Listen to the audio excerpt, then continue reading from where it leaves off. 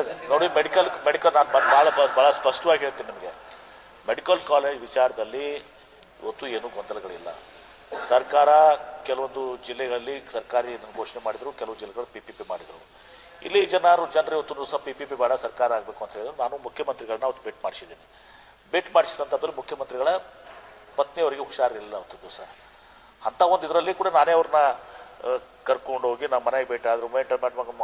ಆಫೀಸ್ದಿಂದ ಬಂದು ಬೈರತಿ ಸುರೇಶ್ ಚೇಂಬರ್ನ ಕುಡಿಸಿ ಮುಖ್ಯಮಂತ್ರಿಗಳು ಭೇಟಿ ಮಾಡಿಸಿದ್ದೀನಿ. ಆ ಭೇಟಿ ಮಾಡಿಸಿದಾಗ ಅವರು ತಮ್ಮ ವಾದ ಹೇಳಿದ್ದಾರೆ, ನಮ್ಗೆ 4 ದಿವಸ ತಡ ಆಗಲಿ, ಅದರ ಸರ್ಕಾರದೇ ಆಗಬೇಕು, PPP ಬೇಡ ಅಂತ ಹೇಳಿದ್ದಾರೆ. ಆಯಿತು ಅಂತ ಮುಖ್ಯಮಂತ್ರಿಗಳು ಹೇಳಿದ್ದಾರೆ. ಆದರೆ ಇವರು ಅದಾದಮೇಲೆ ಇವತ್ತು ಅಲ್ಲಿಗೆ ನಿಲ್ಲಿಸಬೇಕಾಗಿತ್ತು. ತದನಂತರ 2 ಸಲ ಕ್ಯಾಬಿನೆಟ್ನಲ್ಲಿ ಹೇಳಿದ್ದೀನಿ ನಾನು. ಕ್ಯಾಬಿನೆಟ್ನಲ್ಲಿ ಮೊನ್ನೆನೂ ಕೂಡ ರಾಜೀವ್ ಗಾಂಧಿದು ಕನಕಪುರ ಇದಕ್ಕೆ ಬಂದಾಗ, ಫಂಡ್ಸ್ ಇದು ಬಂದಾಗ ನಾನು ಹೇಳಿದ್ದೀನಿ. ಅವಾಗ ಇನ್ನೋರ್ವ ಸಚಿವರು ಕೂಡ ಶಿವಾನಂದ ಪಾಟೀಲ್ ಪಕ್ಕದಾಗಿದ್ದರು, ಅವರು ಕೂಡ ಅವತ್ತೂ ಕೂಡ ಹೇಳಿದ್ದೀನಿ, ಹಿಂದೆನೂ ಕೂಡ ಒಮ್ಮೆ ಹೇಳಿದ್ದೀನಿ. ಆದರೆ ಇವರು ಬರೆದು ಕೊಡಬೇಕು, ಇದು ಕೊಡಬೇಕು ಅಂತಂದು ಆ ಸರ್ಕಾರದಲ್ಲಿ ಆ ರೀತಿ ಪದ್ಧತಿ ಇಲ್ಲ. ಸುಮ್ಮನೆ ಅನಾವಶ್ಯಕ ಬೇಡ. ಇನ್ನೊಮ್ಮೆ ಭೇಟಿ ಮಾಡ್ತೀನಿ ಮುಖ್ಯಮಂತ್ರಿಗಳಿಗೆ, ಇನ್ನೊಮ್ಮೆ ಅವ್ರನ್ನ ಮುಖ್ಯಮಂತ್ರಿಗಳಿಗೆ ಭೇಟಿ ಮಾಡಿಸ್ತೀನಿ. ಸಾಧ್ಯ ಆದಷ್ಟು 9 ಅಂದ್ರೆ ಭಾಳ ಲೇಟ್ ಆಗ್ತದೆ. ಅದಕ್ಕಿಂತ ಮುಂಚಿತವಾಗಿ ಈ ವಾರದಲ್ಲಿ ಇವತ್ತು ಮುಖ್ಯಮಂತ್ರಿಗಳ ಸಮಯ ತೊಗೊಂಡು ಭೇಟಿ ಮಾಡಿಸಿ ಮುಖ್ಯಮಂತ್ರಿಗಳಿಂದ ಇಲ್ಲಿ ಸರ್ಕಾರಿ ಕಾಲೇಜ್ ಮಾಡಲಿಕ್ಕೆ ಇವತ್ತು ಸಹ ನಾವು ಇದನ್ನು ಒಪ್ಪಿಸುವಂಥ ಕೆಲಸವನ್ನು ಇವತ್ತು ಸಹ ನಾನು ಮಾಡ್ತೀನಿ. ಆದರೆ ಇವರು ಹೇಳಿದಾಗೆ ನಮಗೆ ಬರೆದು ಕೊಡಬೇಕು, ಹೀಗೆ ಕೊಡಬೇಕು, ಅದು ಬಹುಶಃ ಸರ್ಕಾರದ ವ್ಯವಸ್ಥೆಯಲ್ಲಿ ಆ ರೀತಿ ಎಲ್ಲಿನೂ ಕೂಡ ಆಗೋದಿಲ್ಲ. ಮುಖ್ಯಮಂತ್ರಿಗಳು ಭೇಟಿ ಮಾಡಿದ್ದು ಮಾಡ್ತೀನಿ ನಾನು. ಮುಖ್ಯಮಂತ್ರಿ ಭೇಟಿ ಮಾಡಿಸಿ ನಾನು ಕೂಡ ಇವತ್ತು ಬಲವಾದಂಥ ಒಂದು ಒತ್ತಾಯ ಮಾಡ್ತೀನಿ. ಒಟ್ಟಾರೆ ಇಲ್ಲಿ ಸರ್ಕಾರಿ ಕಾಲೇಜ್ ಆಗುತ್ತಿರೋದ್ರಿಂದ ನಾವು ಏನು ಪ್ರಯತ್ನ ಮಾಡಬೇಕು ಎಲ್ಲ ರೀತಿಯ ಪ್ರಯತ್ನ ಮಾಡ್ತೀನಿ ಭಾಳ ಸ್ಪಷ್ಟವಾಗಿ.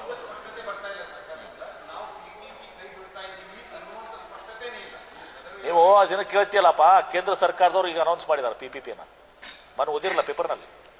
ಸೆಂಟ್ರಲ್ ಗೌರ್ಮೆಂಟ್ನವರು PPP ಮಾಡಲ್ಸ್ ಅನೌನ್ಸ್ ಮಾಡಿದ್ದಾರೆ.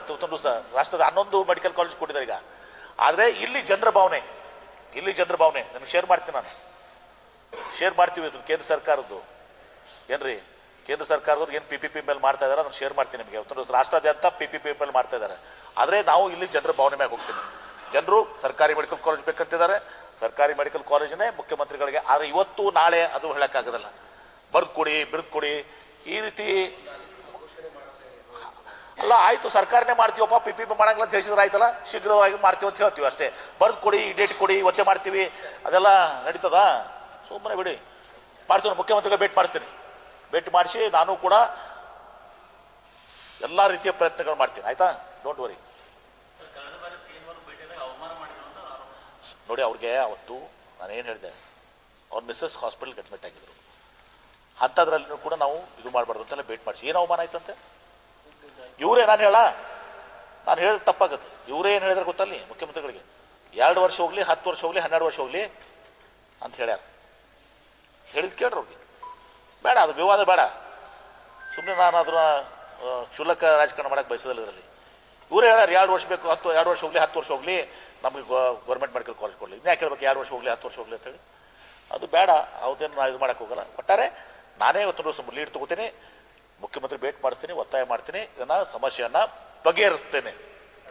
ಭಾಳ ಸ್ಪಷ್ಟವಾಗಿ ಹೇಳ್ತೀನಿ, ಸಮಸ್ಯೆಯನ್ನು ಮತ್ತೆ ಕೇಳಬೇಡ, ಸಮಸ್ಯೆಯನ್ನು ನಾನೇ ಬಗೆಹರಿಸ್ತೀನಿ ಇದನ್ನು. Thank you. ಮತ್ತೆ ಹೇಳ್ರಿ ನೆಕ್ಸ್ಟ್. ಯಾರಿಗೆ? ಯಾರು? ನನಗೆ ಗೊತ್ತಿಲ್ಲ. ಅವ್ರಿಗೆ ನಾನು ಅದಕ್ಕೆ ನಾನು ಹೋರಾಟಗಾರಿಗೆ ಹಂಗೆ ಅವಮಾನಿಸುವಂಥ ಕೆಲಸ ನಾನು ಮಾಡೋದಲ್ಲ. ಯಾರು? ಏನಂತ? ಏನ್ರಿ? DK ಶಿವಕುಮಾರ್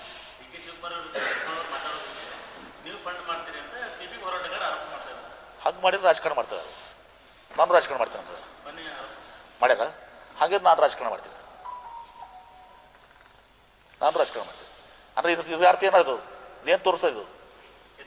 PPPದವ್ರು ರಾಜಕಾರಣ ಮಾಡ್ತಾರೆ ನನಗಾಯ್ತಾ? ನನಗೇನು ಸಂಬಂಧ ಅದ ರೀ? ಯತ್ನಾಳನ್ನ ಯಾರು ಕಂಟ್ರೋಲ್ ಮಾಡ್ತಾರೆ? ಮುಂಜಾನೆ ನಾನೇ ಹೇಳಿದ್ದೀನಲ್ಲ, ಮುಂಜಾನೆ ಒಮ್ಮೆ, ಮಧ್ಯಾಹ್ನ ಒಮ್ಮೆ, ಸಾಯಂಕಾಲ ಒಮ್ಮೆ, ರಾತ್ರಿ ಒಮ್ಮೆ. ನೀವೇ ಪುಟ ಕೊಡೋರು, ಮೈಕ್ ಹೋಗಿ ಹಿಡ್ಕೊಂಡು ಹೋಗ್ಕೊಂಡಿರ್ತೀರಿ. ಬಿಡಿ ಅದಲ್ಲ. ಸುಮ್ಮನೆ ಹಾಗೆಲ್ಲ ನನ್ನ ಮೇಲೆ ಹಗುರವಾಗಿ PPPದವ್ರಿಗೆ ನಾನು ಹೇಳ್ತೇನೆ, ಇಂಥ ನನ್ನ ಮೇಲೆ ಹಗುರವಾಗಿ ಮಾತಾಡಿದ್ರೆ ನಾನು ಟಾಲರೇಟ್ ಮಾಡೋದಲ್ಲ. ಒಂದು ಭಾಳ ಸ್ಪಷ್ಟವಾಗಿ ಹೇಳ್ತೀನಿ, ನನಗೆ ಅದಕ್ಕೆ ಸಂಬಂಧ ಇಲ್ಲ. ಅವರು ಯತ್ನಾಳವ್ರು ಎಲ್ಲರಿಗೂ ಬೈತಾರವ್ರು. ನನಗೂ ಬೈದಿದ್ದಲ್ಲ ಮೊನ್ನೆ, ನನಗೂ ಬೈದಿರಲ್ಲ. ನಾನು ಕೊಡ್ಬೇಕಂತ ಅವೆಲ್ಲ ಇವ್ರದ್ದು ನಡೆಯಲ್ಲ, ನಾವು ಯಾರಿಗೂ ಕೇಳಲ್ಲ. ಅದ್ರ ನೆಕ್ಸ್ಟ್ ಮತ್ತೇನು ನನಗೆ ಗೊತ್ತಿಲ್ಲಪ್ಪ. ನನಗೆ ಸಂಬಂಧಿಸಿದ ಕೇಳ್ರಿ, ನನಗೆ ಗೊತ್ತಿಲ್ಲ. ನನಗೆ ಗೊತ್ತಿಲ್ಲ ಅಂತ ಇದ್ದಲ್ಲ, ನೋ ಕಮೆಂಟ್ಸ್, ನನಗೇನೋ ಗೊತ್ತಿಲ್ಲ, ನನಗೆ ಗೊತ್ತಿಲ್ಲ, ನನಗೆ ತಿಳಿದಿಲ್ಲ, ನಾನು ಅದ್ರ ಬಗ್ಗೆ ತಲೆ ಕೆಡಿಸ್ಕೊಡೋದಿಲ್ಲ. ಫುಡ್ ಪಾರ್ಕ್ದಾಗ ಹೇಳಿದಾಗ ನನಗೇನು ಏನು ಹೇಳೋದಲ್ಲ, ನಾವು ಒಂದು 7-8 ಇಂಡಸ್ಟ್ರೀಸ್ನು ಪೈಪ್ಲೈನಾಗಿ ಇಟ್ಟಿದ್ದೀವಿ ಈಗ. ಯಾಕಂದರೆ ಇಂಡಸ್ಟ್ರೀಸ್ ಹತ್ರ ಟಕ್ ಅಂತ ಜೆರಾಕ್ಸ್ ಮಷಿನ್ ಅಲ್ಲ, ಇಟ್ ಟೇಕ್ಸ್ ಟೈಮ್, ಕ್ಲಿಯರೆನ್ಸಸ್ ಎಲ್ಲ ಕೂಡ. ಒಂದು 5-6 ಇಂಡಸ್ಟ್ರೀಸು, ಅದರಲ್ಲಿ ಒಂದು ಫುಡ್ ಇಂಡಸ್ಟ್ರಿನೂ ಕೂಡ ದೊಡ್ಡ ಪ್ರಮಾಣದಲ್ಲಿ ಬರ್ತಾ ಇದೆ. ವಿಶೇಷವಾಗಿ ಪಲ್ಸಸ್ ತೊಗರಿ ಗಿಗರಿ ಇದ್ರ ಮೇಲೆ ಬಂತದ್ದು ಬರ್ತಾ ಇದೆ. ಒಂದು ವರ್ಲ್ಡ್ ಟಾಪ್ 1 ಇವತ್ತೊಂದು ಇಂಡಸ್ಟ್ರಿನೂ ಕೂಡ ಇಲ್ಲಿ ಬರ್ತಾ ಇದೆ. ಈಗ ಆ food park, wine park, Mysuru ನಮ್ಮ ಮೈಸೂರು ಸ್ಯಾಂಡಲ್ ಸೋಪನ್ನು ಕೂಡ ಮಾಡುವಂಥದ್ದು, ಈ ಎಲ್ಲ ಪೈಪ್ಲೈನ್ ತೆಗೆದವೆ. ಟೇಕ್ಸ್ ಅ ಲಿಟಲ್ ರಿಯಲೈಸೇಷನ್ಗೆ ಟೈಮ್ ತೊಗೋತದೆ, it will not become immediately ಅಂತೇಳಿ. ನೆಕ್ಸ್ಟ್ 6 months 1 yearದಲ್ಲಿ ನಮ್ಮ ಬಿಜಾಪುರ ಜಿಲ್ಲೆಯಲ್ಲಿ ಒಂದು 5-6 ಇಂಡಸ್ಟ್ರೀಸ್ ಕೂಡ ಇವತ್ತು ದಿವಸ ಬರ್ತದೆ.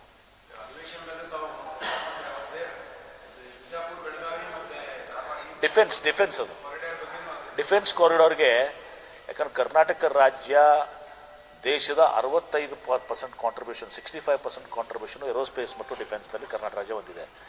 ಹೀಗಾಗಿ ಇವತ್ತು ನಾವು ವಿಶೇಷವಾಗಿ ಅವರು ಬೆಂಗಳೂರು ಸುತ್ತಮುತ್ತ ಮತ್ತು ನಮಗೆ ಈಗ ಏನಾಗಿದೆ, ಅರವಿಂದ್ ಬೆಳ್ಳಿಗಿರಿ ಅವರು